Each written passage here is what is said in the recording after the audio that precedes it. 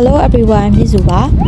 ဘာရီစတာတယောက်အနေနဲ့ကိုဝမ်းခွဲအလုပ်လုပ်နေတဲ့ coffee ဆိုင်မှာဖတ်တိုင်းလုပ်ဖြစ်ခဲ့တဲ့ဗီဒီယိုလေးကနေကြိုဆိုပါရစေဒီနေ့ကတော့ဘန်ကောက်မှာရှိတဲ့ဒီလိုမျိုးဓာတ်ပုံလှလှလေးတွေရိုက်လို့ရတဲ့ One City Center ထဲမှာရှိတဲ့ coffee ဆိုင်မှာဖတ်တိုင်းတော့လုပ်မှာပဲဖြစ်ပါတယ်ခုဆိုရင်တော့ဆိုင်ကိုရောက်ပါပြီ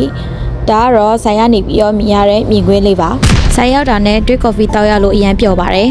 ကျမကပျော်ပင်ပဲအကိုကတော့မပျော်နိုင်ပါဘူးဘာဖြစ်လို့လဲဆိုတော့ကျမကရောက်တာနဲ့တွေ့ coffee တောက်ချင်တယ်ဆိုပြီးတော့ပူစာလို့ဖြောပေးထားတဲ့ coffee လေးပါ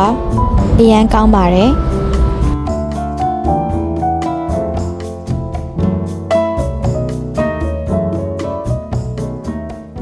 အခုဆိုရင်တော့ coffee လဲတောက်လို့ပြီးပြီဆိုရင်တော့အလုပ်စလုပ်ပါတော့မယ်ခုမှဒီဆိုင်မှာစလုပ်ပူတာဖြစ်တဲ့အတွက်ကြောင့်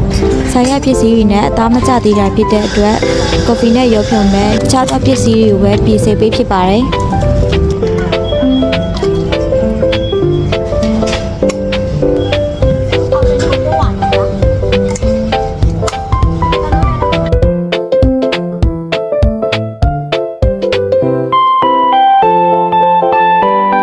ဒီလိုနဲ့ညီအမနှစ်ယောက်တက်ညီလက်ညီနဲ့အလုပ်လုပ်ရင်းနဲ့နောက်ဆုံးတော့ဆိုင်တရမဲ့အခြေကိုရရှိလို့လာခဲ့ပါပြီအခုဆိုရင်တော့မတွေးဖြစ်တာကြာပြီဖြစ်တဲ့မောင်နှမနှစ်ယောက်အတိတ်တုံနေကြပါတယ်